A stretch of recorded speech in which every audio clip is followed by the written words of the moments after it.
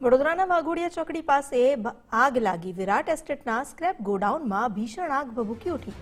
ધુમાડાના ગોટે ગોટા આકાશમાં દેખાયા। ભયાનક આગ લાગતા સ્થાનિકોમાં નાસભાગ મચી ગઈ। આગની ઘટનામાં લાખો રૂપિયાનું નુકસાન થયાનો અંદાજ વ્યક્ત કરાયો છે।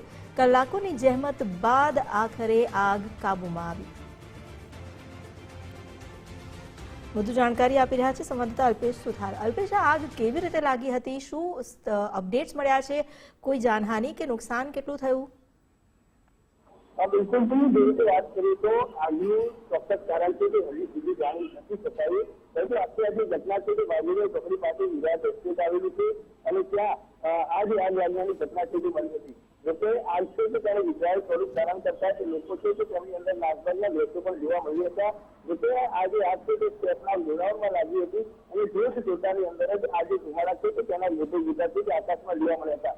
જોકે સ્થાનિક ફાયર બ્રિગેડની ટીમ છે કે તેમના દ્વારા તાત્કાલિક ઘટના સ્થળે પહોંચી હતી અને આગ બુઝાવવાની કામગીરી છે તે હાથ ધરી હતી।